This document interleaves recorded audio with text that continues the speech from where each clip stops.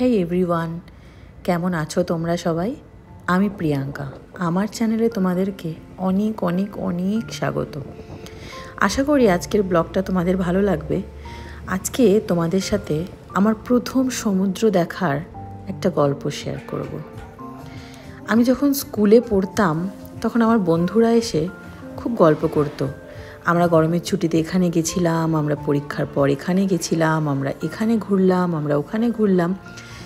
আর আমি সেগুলোকে পুরো মন্ত্রমুগ্ধের মতো শুনতাম যে তাই এমন সুন্দর হয়, আচ্ছা এমন হয়, আচ্ছা এরকমভাবে দেখা যায়।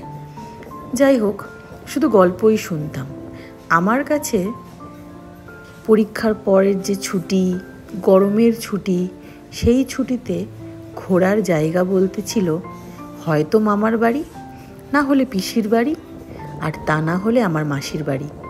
তারপর যখন আমার মেজো মাসির বিয়ে হয় দমদমে, সেই সময় দমদমে আসা, আর সেখান থেকে প্রথম আমার যাওয়া গঙ্গা দেখা, সেটা কিনা দক্ষিণেশ্বর।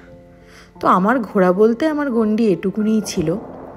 ছোটোবেলায় আমার খুব একটা বেশি ঘোরা হয়নি, বাবার কাজের জন্য বলো বা নানান কিছু পরিবার পরিস্থিতির জন্য আমি কখনো ঘুরিনি। ছোটোবেলায় অনেকেই শুনি যে আমরা এখানে গেছি, আমরা ওখানে গেছি। ইভেন এখনও, এখন তো বাচ্চারা যখন ছোট থাকে, 6 মাস 8 মাস 1 বছরের বাচ্চারা বিদেশ ঘুরে নিচ্ছে, আর ইন্ডিয়ার যে কোথায় কোথায় ঘুরছে তার তো কোনো ঠিকই নেই। আমরা ছোটোবেলায়, আমরা বলতে আমি ছোটোবেলায় সেভাবে কিছু ঘুরিনি, ঘোরার সুযোগ হয়নি। তো যাই হোক, বন্ধুদের কাছে গল্প শুনতাম, শুনে খুব ভালো লাগতো। নিজের মনে মনে ইচ্ছা হতো যে আচ্ছা এরকমও ঘুরতে যায়, এরকমও সুন্দর হয়, বাহ আমিও কখনো ঘুরতে যাব। তো যাই হোক, সেই সুযোগ আসলো আমার যখন আমি ক্লাস 11-এ মাঝামাঝিতে পড়ি। হ্যাঁ, আমি যখন আমার ছোটোবেলা থেকে বড় হয়ে ওঠাটা হলো হাবড়াতে, যেটা কিনা বনগাঁ রোডের ওইদিকে পড়ে আর কি। তোমরা কজন চেনো আমি জানি না। তো যাই হোক, আমার ছোটোবেলাটা ওখানেই বড় হয়ে ওঠা। তারপরে মাধ্যমিক দেওয়ার পর আমার কলকাতাতে শিফট হওয়া। তো আমার বাবার কিছু বন্ধুদের সাথে প্ল্যান হলো যে আমরা ঘুরতে যাব। তো আমি তো ভীষণই এক্সাইটেড, ভীষণই আনন্দ পেয়েছিলাম, কারণ প্রথমবার কোথাও ঘুরতে যাব বাইরে, এটা একটা আলাদাই অনুভূতি ছিল। হ্যাঁ, আর একটা কথা বলে রাখি, ঘুরতে আমি একবার গেছি, সেটা কোথায় বলো তো? কাঠিহার। যাই হোক, সেখানে ছিল আমার বাবার মাসির বাড়ি, আর আমার বাবার যে মাস্তুতো বোন, আমার পিসিরা, তারা কাঠিহারেই থাকতো। তো সেখানে গিয়ে ঘোরা সেভাবে হয়নি, আর ওখানে কিছু ঘোরার জায়গা আছে বলে আমার জানা নেই। তো মায়ের মাসিমার বাড়ি, তা আমার পিসিদের বাড়িতে, তো এইটুকুই যাতায়াত হয়েছিল। তো যাই হোক, ঘোরা বলতে আমার এই কাঠিহার যাওয়া, হয়তো আমার যখন 8-9 বছর বয়স, সেই সময় আমার কাঠিহার যাওয়া হয়েছিল। সে একটা আলাদাই অভিজ্ঞতা। তখন জেনারেলের টিকিট কেটে জেনারেল সিটে, একদম নর্মালি সারা রাত বসে ওখানে যাওয়া হয়েছিল। সে একটা আলাদাই অভিজ্ঞতা। পায়ের সামনে লোকজন বসে আছে, বাথরুম যেতে গিয়ে সে কি বলবো, প্রচণ্ড ভিড়, বাথরুম প্রচণ্ড নোংরা। তোমরা বুঝতেই পারছো যে কীরকম অবস্থা হতে পারে। আজ থেকে বহু বছর আগের কথা। তো যাই হোক, আসি আমার ঘোরার অভিজ্ঞতা নিয়ে। তো বাবা এসে বলল যে এরকম আমরা ঘুরতে যাব, তো প্ল্যান হচ্ছে 2-3 দিনের জন্য, তোমরা কি যেতে চাও? আমার বোন তখন মোটামুটি ভালোই ছোট, 1-1.5 বছর বয়স হবে। তো আমরা বললাম হ্যাঁ হ্যাঁ যেতে চাই, একদম এক কথায় যেতে চাই। তো আমি খুব এক্সাইটেড ছিলাম। তো কোথায় যাওয়া হবে? দীঘা।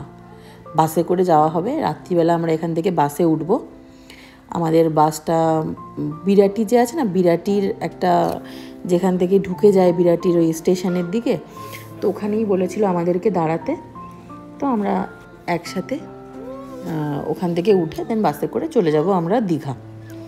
তো আমাদের পাশেই একজন থাকতো, কাকু কাকিমা। তো ওদেরকে আমরা বললাম যে তোমরা কি যাবে? ওরাও খুব এক্সাইটেড, হ্যাঁ হ্যাঁ যাবো যাবো। তো ওরাও আমাদের সঙ্গে গেল। তো বাবার বন্ধুবান্ধবদেরকে বললো, তো ওরা ঠিক আছে হ্যাঁ যাবো, একসাথেই যাব। তো সেই দিনটা এলো। ব্যাগপত্র গুছিয়ে আমরা একদম সন্ধে বেরিয়ে পড়েছি। ওখান থেকে কথা হচ্ছে ফোনের মধ্যে, কে কোথায় আছে না আছে। তো ঠিক আছে, হ্যাঁ যাওয়া হবে, হচ্ছে বেরিয়ে। তারপরে আমরা বাসে উঠলাম। বাসে উঠলে সারা রাত যাওয়া হলো। আমার তো আর ঘুমই আসছে না যে কখন যাব আর আমি কখন সমুদ্র দেখব। সে একটা দুর্দান্ত অভিজ্ঞতা ছিল। তো যাই হোক, আর ওই যে কাকু কাকিমার যে মেয়ে, সে মোটামুটি আমারই সমবয়সী নয়, মানে আমার থেকে একটু ছোট। তো আমাদের দুজনের একটা ভীষণ ভালো বন্ধুত্ব ছিল, ভীষণ ভালো বন্ধুত্ব। তো আমরা দুজনে গল্প করতে করতে যাচ্ছি। ওরও যতদূর মনে হয় ওরও প্রথমবার এই সমুদ্র দেখার একটা অভিজ্ঞতা। তো আমরা দুজনেই প্রচণ্ড এক্সাইটেড যে সমুদ্র দেখবো, একটা আলাদাই একটা মানে আনন্দের মধ্যে দিয়ে আমরা যাচ্ছি। তো পৌঁছালাম সেখানে, আমাদেরকে কোলাঘাটের ওখানে দাঁড় করানো হলো রাত্রিবেলা। তো আমরা চা, যে যা খাবে খাবার দাবার টুকটাক নিয়ে আমরা উঠে পড়লাম আবার বাসে। বাস চলতে শুরু করলো। যথারীতিতে কিছুটা যাওয়ার পর আমরা অনেকক্ষণ জেগে থাকার পর, গল্প করার পর আমরা দুজনেই ঘুমিয়ে গেছি। রাত তখন প্রায় 3:30 পৌনে 4 পৌঁছে গেলাম। সবাই দেখি চিৎকার করছে, এই পৌঁছে গেছি, নামো নামো নামো। পৌঁছে গেলাম। পৌঁছে গিয়ে তখন সমুদ্রের ওখানে যাওয়া হলো। হোটেল তখন বললো যে এত সকালে তো হোটেল দেবে না, তো আমরা একটু ওয়েট করি, 5টা-6টা বাজলে আমরা চলে যাব। তো অনেকেই বাসের মধ্যে ওয়েট করলো, অনেকেই সমুদ্রের কাছে গেল। তো আমি তো প্রচণ্ড এক্সাইটেড, বাসে তো কিছুতেই বসবো না, যাব সমুদ্রের কাছে। রাত্রে অতটা ঠিকভাবে সমুদ্রটা দেখতে পারছিলাম না, আর তবুও ওই যে আওয়াজ, ওই যে গর্জন, ওটা দুর্দান্ত লাগছিল শুনতে। কারণ প্রথমবার আমি কোথাও ঘুরতে এসেছি, সেটা আবার সমুদ্র, একটা আলাদাই অভিজ্ঞতা ছিল। তো যাই হোক, গেলাম ওখানে, বসলাম। দেন আস্তে আস্তে সকাল হলো। দেন যেই প্রথমবার যে আমি সূর্যোদয়টা দেখেছিলাম ওখানে, আমি মন্ত্রমুগ্ধের মতো তাকিয়েছিলাম। আমার কাছে তখন সেভাবে ফোন ছিল না যে আমি ওটাকে ক্যামেরা বন্দি করে রাখবো, কিন্তু আমি ভীষণ ভীষণ ভীষণ খুশি হয়েছিলাম। আর আমার মানে স্মৃতিতে পুরো ওই জিনিসটা যেন একদম ছবির মতো এঁকে আছে এখনও পর্যন্ত। তো সেটা একটা দারুণ অভিজ্ঞতা ছিল আমার কাছে। এবার আস্তে আস্তে সূর্যের ওই ঢেউ, ওই যে সূর্যের একটা উত্তাল, একটা উন্মাদনা আমাকে প্রচণ্ড মানে আকৃষ্ট করেছিল। এবার তারপরে আমাদেরকে বললো চলো রুমে চলো, কারণ এখন আমাদের রুম দেবে, গিয়ে সবাই একটু রেস্ট নেবে, একটু ফ্রেশ হবে, হয়ে দেন আমরা আবার স্নান করতে যাব। তো আমরা তাড়াতাড়ি রুমে গেলাম। আর তখন অত ভালো মানে সবাই মিলে বুক করেছিল, তো সবার বাজেট অনুযায়ী দেখতে হবে। তো এই জন্য অত ভালো রুম আমরা পাইনি। মোটামুটি নর্মালি একটা রুম 200-300 টাকার মধ্যে, খুবই একটা কেমন রুম, যেটা আমার তো পছন্দ হয়েছিল না। বাট মা বললো কিছু করার নেই মা, এখানে সবার সাথে থাকতে গেলে এভাবেই থাকতে হবে। তো অত তখন খেয়াল করিনি, ছোট মানুষ, অত বুদ্ধি নেই যে হ্যাঁ রুম এই ওই। এখন যেরকম প্রচণ্ড নাকুচু হয়ে গেছে, না এখানে না ওখানে, ওখানে না এখানে। তো যাই হোক, সেটাই আমাদের কাছে ওটা দুর্দান্ত লেগেছিল প্রথমবারে। তারপরে গেলাম স্নান করতে, ফ্রেশ হলাম, খেলাম দিলাম, দিয়ে গেলাম স্নানে। তো ওটা একটা দুর্দান্ত অভিজ্ঞতা ছিল আমার, মানে প্রথমবার সমুদ্রে স্নান করা, মা বাবা বন্ধু বান্ধব সবার সাথে, একটা অন্যরকমই একটা অভিজ্ঞতা। দেন তারপর 2-3 দিন ওখানে খুব সুন্দর কাটলো। মাছ মাংস এটা ওটা খাওয়া, ঘোরা, জিনিস কেনা, ওখানে জিনিস দেখা, ওখানে রাত্রিটা এত সুন্দর, তোমরা গেছো তোমরা জানোই সবাই।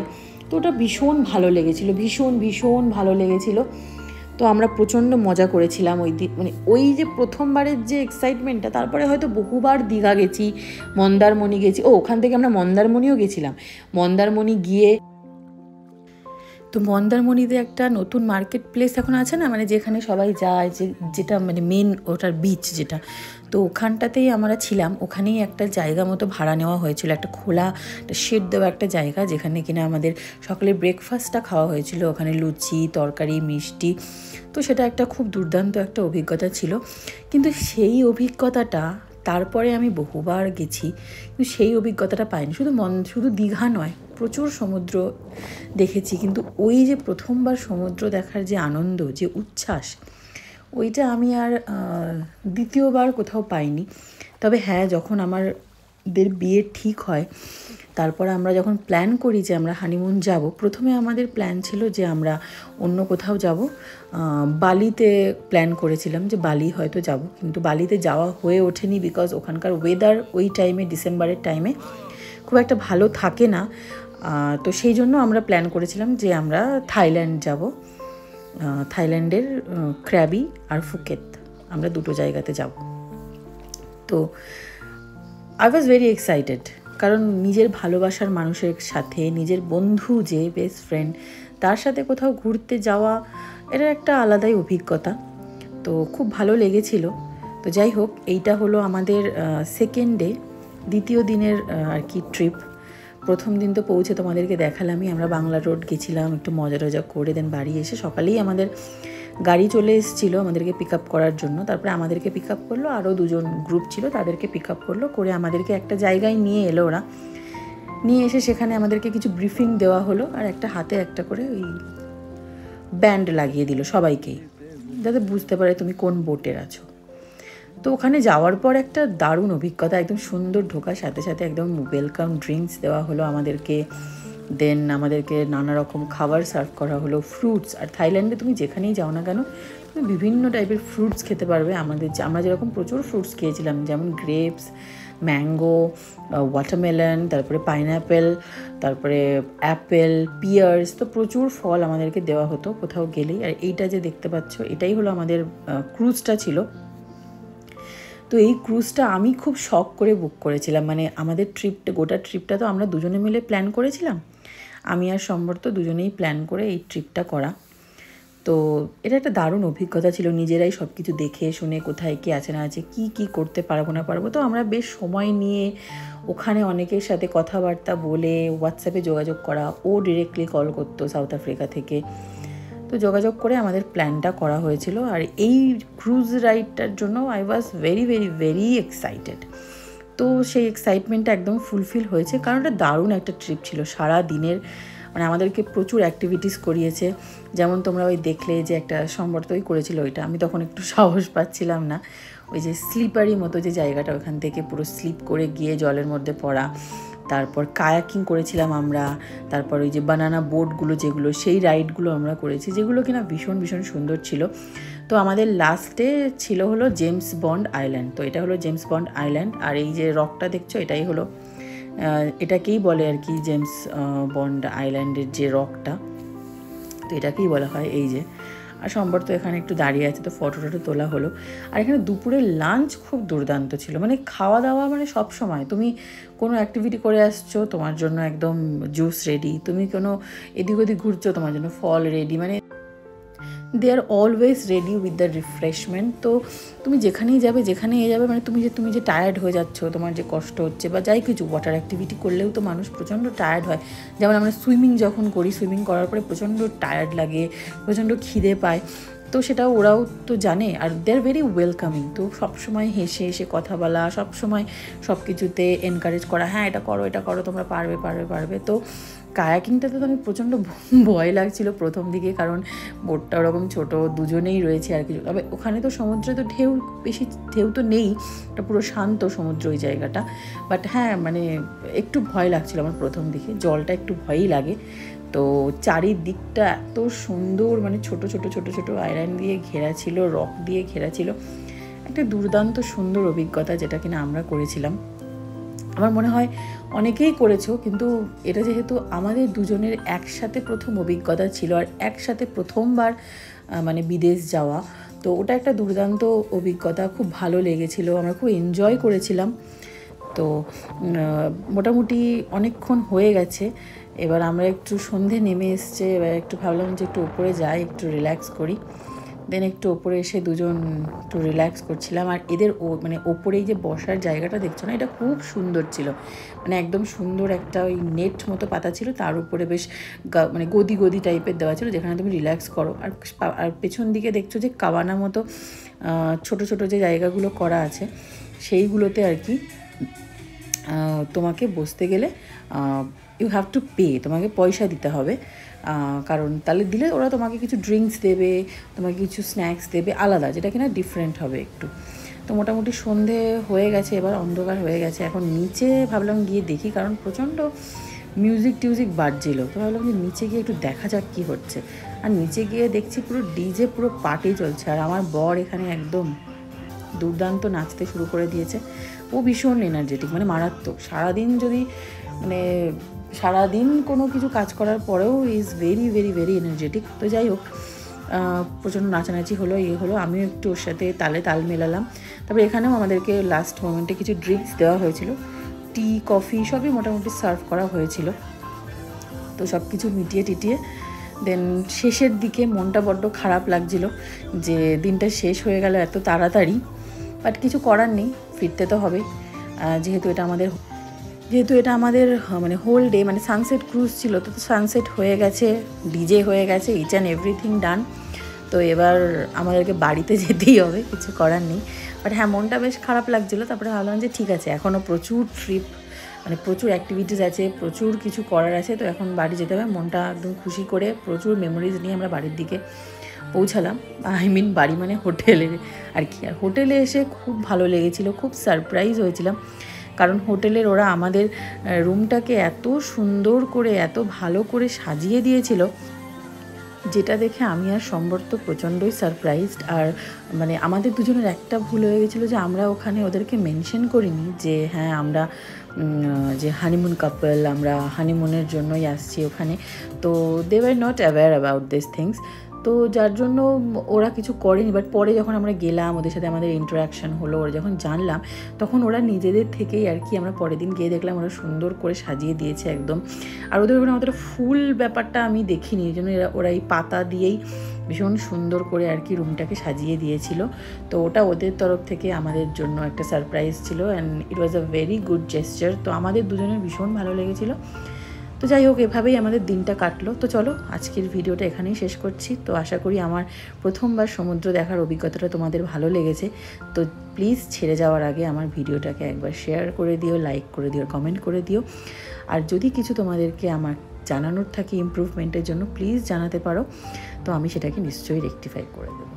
তো যাই হোক, চলো আসি, টাটা, দেখা হচ্ছে পরের একটা ব্লগে।